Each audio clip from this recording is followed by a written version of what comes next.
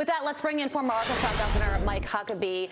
Governor, good morning to you. This strike is obviously being celebrated this morning, but there is also fear over what this means about the prevalence of terrorism in Afghanistan. So how do you read this? Well, I think it's pretty evident that while we're all glad that this guy is gone, took a long time to get him, but he's gone. But where did we get him? Afghanistan. Why was he there? Because it has now become that safe harbor, and it's a hotbed for terrorism because the Taliban is in control.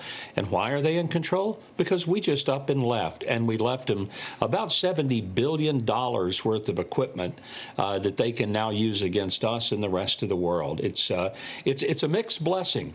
Glad he's gone, but I sure wish that we still had that $70 billion worth of hardware, and I wish we had not made the exit that we did and told the world you can't really count on the U.S. in a moment of crisis. Yeah, how worried are you that Afghanistan is going to become that safe harbor, as was predicted many times on this show, for terrorists, and that, quite frankly, Governor, that we're not going to catch every single terrorist like we did this guy? Well, no, and that's part of the problem. You get a leader, and that's important. It's significant. It's also symbolic, and it has a very important sort of message sent to the lower ranks.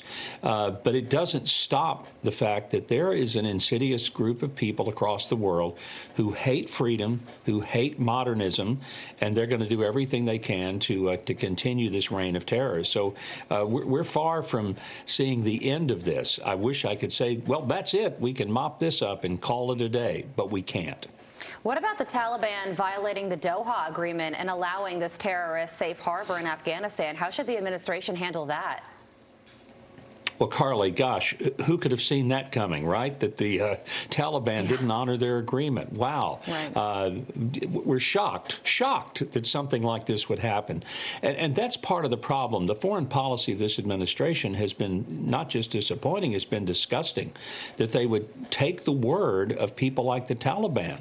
And why they ever thought that they could be trusted is beyond me. So none of us should be surprised. What we ought to do is start saying we really do need a robust foreign policy as it relates to terrorism, one that right now we just don't have. Finally, Governor, Senator Kyrsten Sinema still undecided on whether she will support a Schumer-Manchin reconciliation bill. When you hear the Democrats talk about this, it's law already. Fact check, it is not. How worried should Democrats be that Senator Sinema scuttles this deal? Yeah.